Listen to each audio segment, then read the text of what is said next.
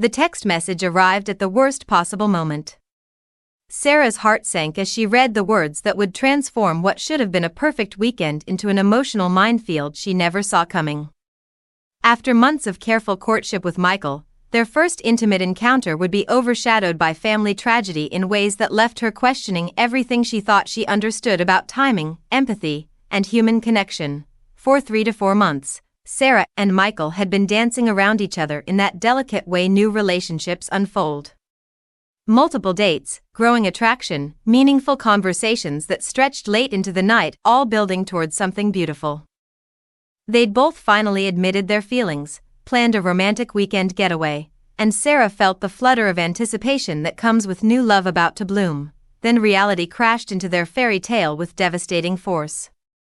The day before their planned escape together, Michael's world shattered.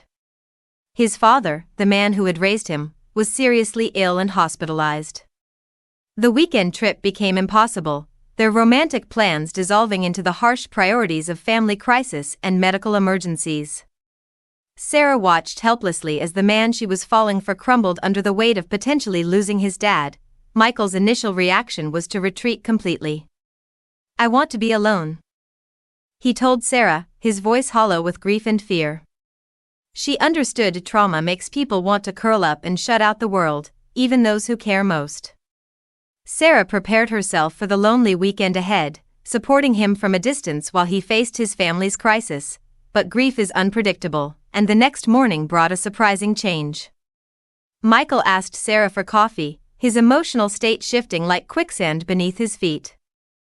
He'd decided to cancel their trip officially and make the 4-hour drive to be with his hospitalized father, but he needed human connection before facing what might be his final goodbye. Sarah met him with the tender care of someone watching a person they love fall apart.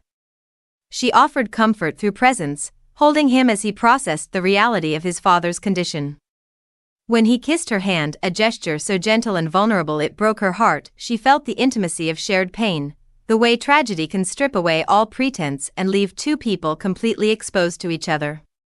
What happened next felt both inevitable and impossible. In his emotional fragility, Michael invited Sarah to his place for what was supposed to be a brief moment of connection. Instead, they found themselves sharing their first intimate encounter, passionate, tender, and heartbreaking all at once. Sarah could feel Michael's devastation in every touch, his need for comfort warring with his grief, creating an experience that was simultaneously beautiful and tragic. The sex was incredible, but it existed in the shadow of potential loss. Sarah found herself caught between physical pleasure and emotional concern, experiencing intimacy while knowing the man in her arms was falling apart. It was an emotional roller coaster that left her reeling, the joy of finally being with him physically, coupled with the pain of knowing why he needed her so desperately. Afterward, as they prepared for the 2-hour drive to Sarah's hometown where Michael would continue to his father's hospital, Sarah tried to acknowledge what had happened between them. "Today was nice," she said, meaning their intimate connection, trying to find some light in the darkness that had consumed their weekend, but Michael's response hit her like cold water. "It was not such a nice day for me," he said, his confusion evident. In his grief-stricken state, he couldn't separate their beautiful intimacy from the horrible context that surrounded it. While Sarah was processing their physical connection, Michael was drowning in the reality of his father's illness.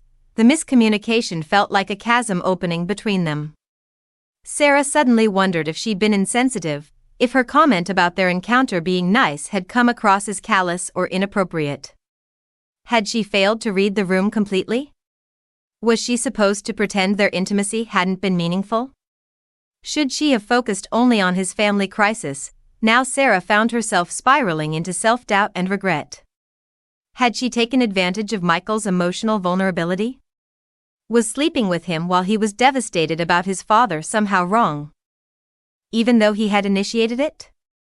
Did her attempt to acknowledge their connection make her seem shallow or uncaring about his real problems? The drive continued in uncomfortable silence, both of them processing the collision between new love and family tragedy, between physical intimacy and emotional crisis, between hope and grief. Sarah wondered if she'd ruined everything with one poorly timed comment, if Michael would forever associate their first time together with the worst day of his life. Have you ever experienced intimacy during a family crisis? How do you navigate the complex emotions when love and tragedy collide? Share your thoughts on whether Sarah was wrong to mention their connection during such a difficult time.